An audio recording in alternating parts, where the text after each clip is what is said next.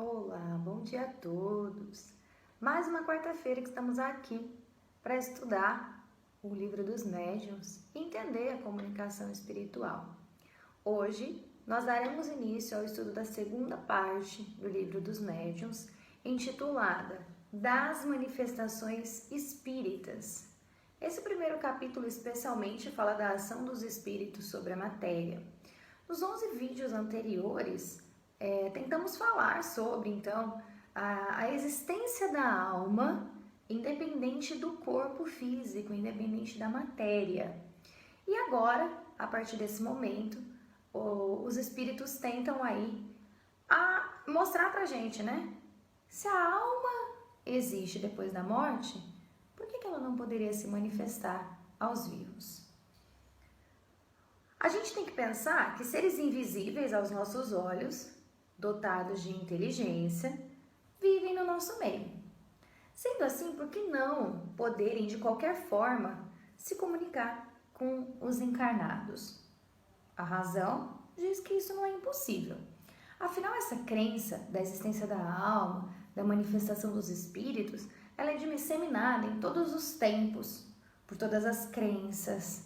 E ela só foi ser contestada no início desse nosso século, né? Com o ceticismo e com o materialismo, levando as manifestações espirituais para o caráter de superstição, quando na verdade, se a gente voltar para o estudo das religiões, todas elas, de uma forma ou de outra, defendem a existência da alma e a comunicação de seres já desencarnados com seres ainda encarnados.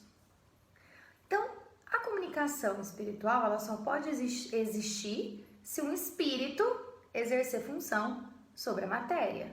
Mas por que isso? Porque o espírito, apesar de ser invisível aos nossos olhos, ele é um ser, ele é definido, ele é limitado, ele é circunscrito.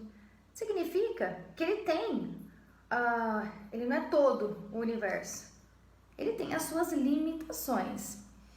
Quando o espírito está encarnado, ele é a nossa alma. Então, nossa alma, espírito encarnado.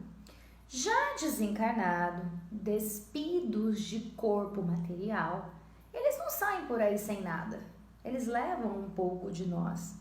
Então, conserva-se partes do que se foi quando encarnado. E daí vem o espírito ter uma forma humana. Acredita-se, a doutrina espírita fala sobre conservar-se a última encarnação, mas há, claro, espíritos que preferem, né, conservar a forma humana de outras encarnações, tudo dependendo da missão a que esse espírito vai se dedicar. Bom, despojados então do corpo material, e em primeiro momento, esse espírito pode aí ficar confuso, afinal de contas, onde está o seu corpo? Mas quando, entendendo a sua nova situação, ele passa a se sentir mais leve, a se sentir aliviado, afinal de contas, ele não leva mais as dores físicas, ele não experimenta mais os problemas materiais que ele tinha quando encarnado. Sentem-se felizes. Agora, eles podem ir e vir pelo espaço, não é? Como se fosse num sonho. Nesse momento, o Allan Kardec sugere que se nós quisermos saber mais sobre o sonho especificamente, para consultarmos as questões de 400 a 418 do Livro dos Espíritos, que vai falar sobre o estado do espírito durante o sono. Por quê? Porque aqui no Livro dos Médiuns, o que se afirma é que o espírito, despojado do corpo físico, ele flutua como acontece com a gente no sonho. Quando a gente sonha, o nosso perispírito sai do nosso corpo e vai passear pelo espaço, não é?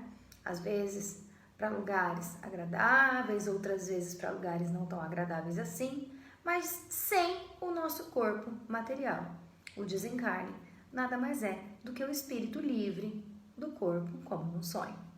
Bom, então falta corpo físico, mas fica personalidade e fica forma humana. E é aí que nós, desencarnados, temos a consciência de nós mesmos, de nossa individualidade. Então, nesse primeiro momento da segunda parte, o que nos fica é que a alma não deixa tudo no túmulo. Então, não é porque nosso corpo físico está morto, não tem mais vida, que a nossa alma vai simplesmente embora.